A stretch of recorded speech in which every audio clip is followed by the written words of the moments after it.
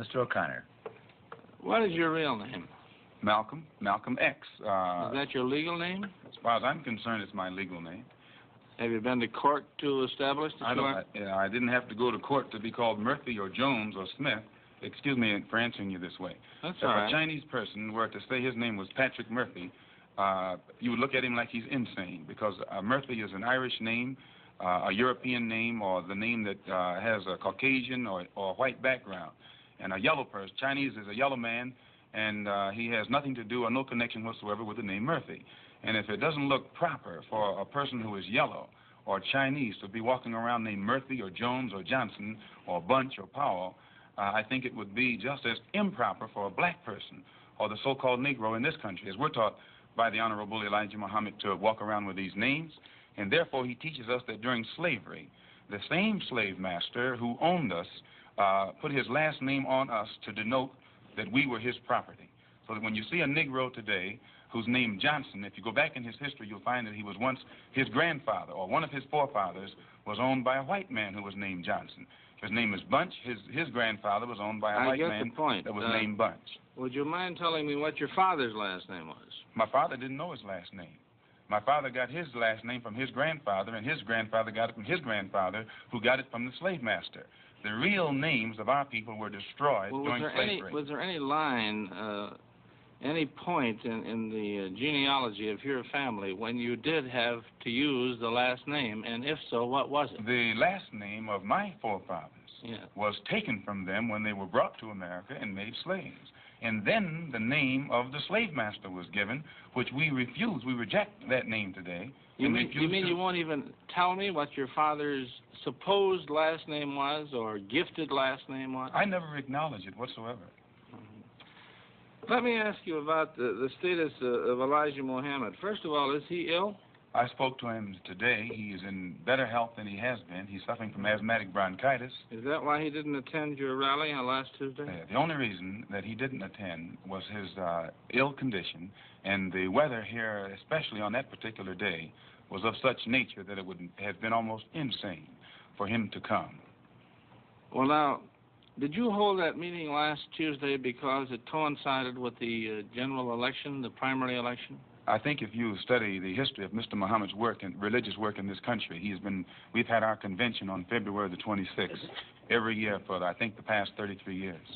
Well, now, while you don't care to discuss your former name or the name that the slave master gave to your antecedents, it is a matter of record that Muhammad's last name was Poole, Elijah Poole. No, that's the name that his slave master gave to his grandfather or great-grandfather, but that's not his name. Well, his mother and father thought when they called him Elijah Poole that was his name. They didn't know any better. Well, if they didn't know any better or not, they thought that was his name. Yes, sir, but sir... So what I'm trying to find out is when did he cease to be Elijah Poole and get to be Elijah Muhammad? In 1931, I think it was, in Detroit, he was taught the true history of our people and made aware at that time that he was wearing an English name, and by not being an Englishman, he looked out of place.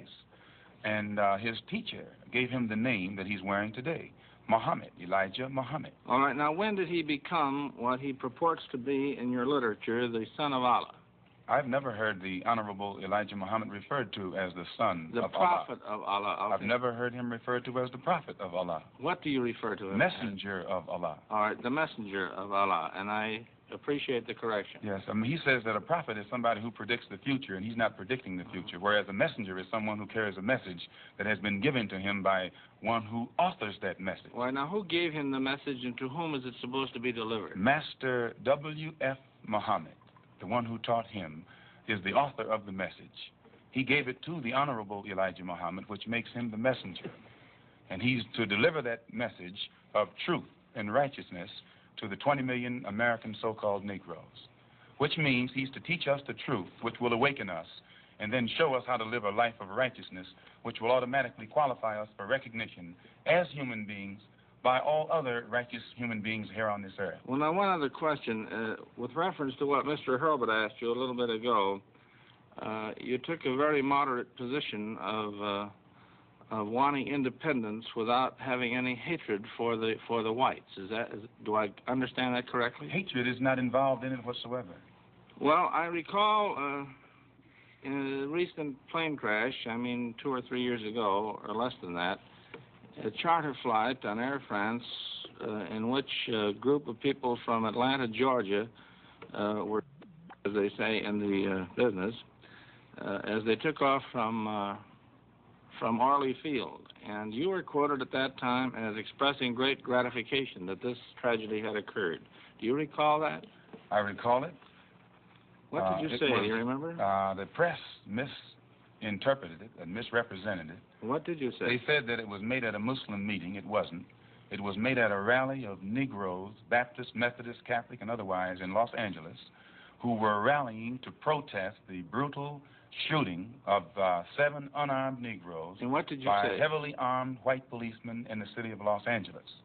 And because we are a people who have been taught by the Honorable Elijah Muhammad to never carry weapons of any kind, but to get on God's side and rely on God to fight our battles for us, at the time that these brothers were shot down so brutally, I pointed out at the funeral of the brother who died that God would step in and take a hand in giving us some form of justice for the brutal killing of our brother. And when the plane crashed in France, I pointed out to the crowd at this rally that this was an act of God showing his wrath or complete resentment over the brutal form of injustice that had been inflicted upon our poor unarmed brothers. Were you saying that, or do you believe Graham, that? At that time, Dr. Billy Graham was in a crusade in Chicago, and the press, your papers here in this city, quoted Billy Graham of also saying that plane crash was an act of God. And if you take time to check the newspapers, I think that you'll find that this is correct. But no one thought that Billy Graham was so wrong when he attributed the crash of this plane to his God. But when we say that it come from our God, then we're looked upon as being, outrageous. I know, but you took the position that this was a matter of satisfaction to you for an injustice done against you, and I think that that's a trifle severe. We did not think that it was a coincidence that 120 of the whites on this plane came from the state of Georgia, a state that has the worst record in the history of America for the mistreatment of black people in this country. Worse than Mississippi? They maybe are a little less. Mississippi is a little less hypocritical today than Georgia, but both of them are still practicing the same thing. Now the whites in Georgia bite Negroes with a smile, whereas they used to bite them with a growl. But they're still being bitten, and we don't think that it is any worse to be bitten with a smile than it is to be bitten with a growl. Mr. Calvert. While we're on the subject of Mississippi, what is your organization's position of what happened in Mississippi in the past? Such as what? Such as the James Meredith incident and the enrollment of him in the university. Well, the Honorable Elijah Muhammad wants justice for every one of the 20 million so-called Negroes. And to just take one Negro and stick him in college with the aid of 15,000 troops and at a cost of $6,000 is a disgrace. It's a waste of taxpayers' money. It's a farce. It's hypocrisy. Because if it's right for one Negro to be forced into that university, then every Negro in the state of Mississippi who is qualified has the same right to go to that university. And if the government is not ready and willing to enforce the right of every Negro in the state of Mississippi, then, in my opinion, sir, it's only hypocrisy to pretend that they are for justice by pushing one Negro in and blowing it up all over the world to make it look like they're solving the problem when millions of black people in that state are still going to segregated schools and getting an inferior education. Does your organization encourage members to attempt to enter schools that have been known as all white? The Honorable Elijah Muhammad doesn't discourage us from attending white schools, but he does say that it is better for us to go to our own schools, and after we have a thorough knowledge of ourselves, of our own kind, and racial dignity has been instilled within us, then we can go to anyone's school and we'll still retain our race pride, our racial dignity, and we will be able to avoid the subservient inferiority complex that most Negroes have or that is instilled within most Negroes who receive this sort of integrated education.